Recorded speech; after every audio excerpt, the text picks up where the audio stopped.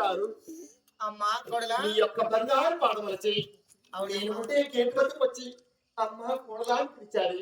మీరు ఇచ్చిండే కార్యాన్ని మేము ఒకసారి నాకు చెప్పండి అత్తగారు. అలాగనే తెలుస్తానమ్మా కొడలా. మన వాయుమండలో దాసలు వచ్చిన జంగం వచ్చిన శివ అడగర శంభో శంకరాన్ని శివుని పలుకుతారు కదమ్మా. ఒక్కసారి నేను చెప్తే పలుకుతావా కొడలా? అమ్మగారు పలుకుతావా?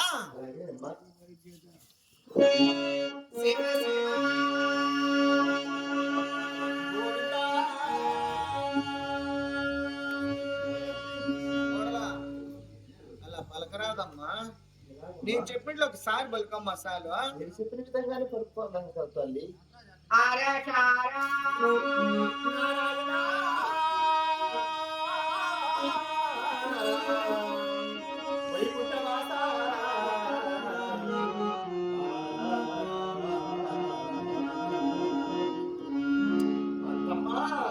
పలకరాదమ్మంటే ఎన్నిసార్లు చెప్పాలా నీకు? నైస్ అంతా ఇడిచిపోతుంది నా దగ్గర. అరిపిన మరక తీసుకున్నానికి ఇరిపిందా కొట్ట నేను. పలకూడదంట అలాగనే పలుకుతాను అత్త అంట. వస్తాయ్ కొడదా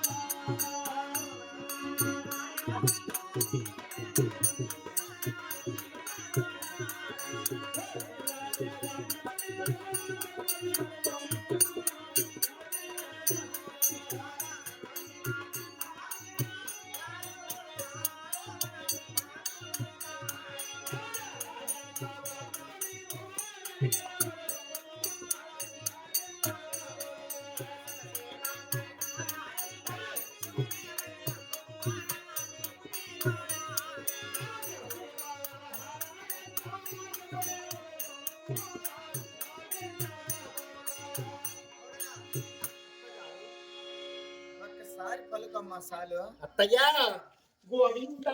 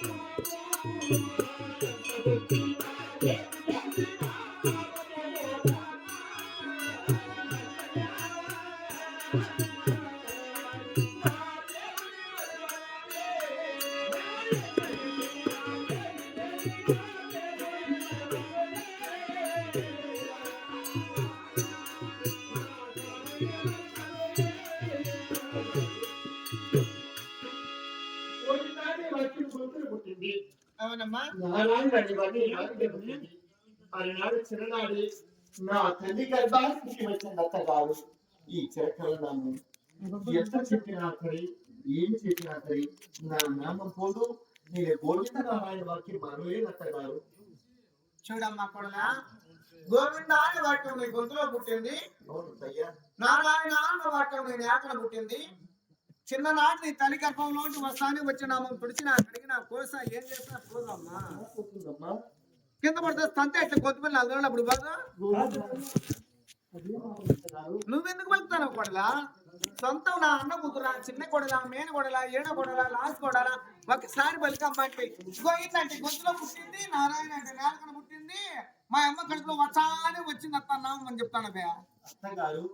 నేను కూడా పలకాలని పరిపరి విధాలుగా ప్రయత్నిస్తున్నాను అత్తగారు. నా నోట గోవింద నారాయణ వాక్యం తప్ప ఇతర వాక్యం రాలేదు అత్తగారు. నువ్వు పలకాలని పరిపరి విధాలుగా ప్రవర్తిస్తే రాదమ్మాది. పరక తీసుకొని 1 2 3 4 10 రేట్లు ఎంచుకుంటే అప్పుడు వస్తుంది రామమ్మ. ఏదైనా అన్న కూతురే చిన్న కొడలు మేన కొడలు కొడితే కొడతాదా తిడితే తిడతాదా ఎన్నిసార్లు చెప్పాలి నీకు? మంచిగా చెప్తే వినవు కదా నువ్వు కూడా.